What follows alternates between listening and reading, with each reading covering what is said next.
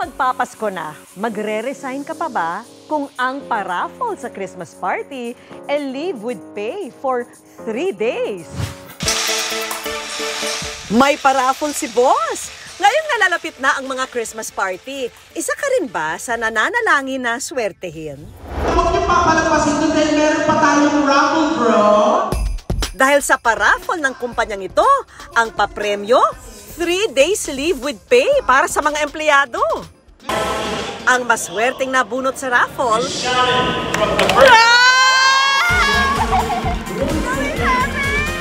si Shannon, isang purchasing supervisor sa isang food and beverage company dito lang sa Pasig. Hindi raw inasahan ni Shannon na siya ang mananalo. Hindi ko talaga sure kung may makukuha ako kasi over 150 employees. So sabi ko kahit minor lang, okay na. Meron nang umikot na ang Tambiolo. Ang pangalan niya ang mapalad na nabunot. Miss Shannon from the Laking tuwa raw niya. Yung 3 days leave na, nagulat ako. Kaya yung reaction ko that time na nakakuha ka, I think deserve ko siguro, kaya nabigay sa akin. We have 6 days na pasok. So Sunday, yun po ang pinaka-rest day namin. Naniniwala ang kumpanya na ang leave with pay deserve ng kanilang mga empleyado. Kaya ang naisip nilang iparaffle, pahinga na, bayad pa. Yearly, nagka-come up sila ng mga much better ideas, better raffle. Layunin daw kasi ng kanilang kumpanya na ang kanilang mga empleyado hindi lang physically healthy, kundi mentally healthy rin. Inaisip naman po ng management is maibalik naman sa employee what na ibigay na nila din kay company for self-care naman po. Para maiparamdam sa mga tao nila ang kahalagahan ng pahinga, bukod sa paid leaves, may pa-travel din ang kumpanya sa kanilang raffle.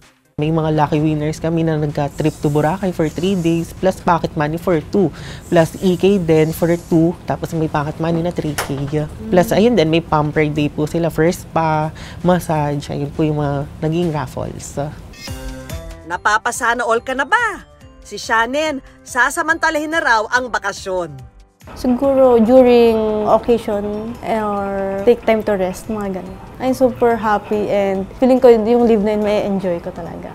Hindi raw kasi biro ang kanilang trabaho. I'm the one who is responsible to provide all stocks of our restaurants. Then, yung mga concerns ng stores, ng partners, yung mga need i-provide sa kanila. Gantong taon na ako nagtatrabaho sa company, almost 2 years na po.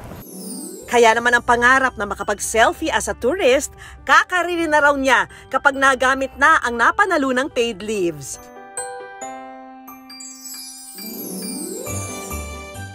Eto na nga, at na-imagine na raw niya ang mga sikat na pasyalan tulad ng Leaning Tower of Pisa ng Italy, Pyramid and Sphinx ng Egypt, Statue of Liberty ng New York, at kung saan-saan pa. Sa sobrang excitement ng araw niya, naiisip na niya ang Pasko sa ibang bansa? I think magagamit ko itong leave credit na to by next year. May nanalo na, ika nga. Pero sa ngayon, tama na muna ang pagde-daydream. Balik trabaho muna, saka planuhin ang iyong paid leaves.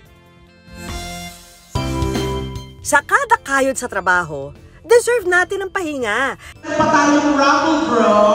Kaya attend na ng Christmas party ha, dahil baka sa paraffle mo makuha ang inaasam na travel at pahinga with allowance pa.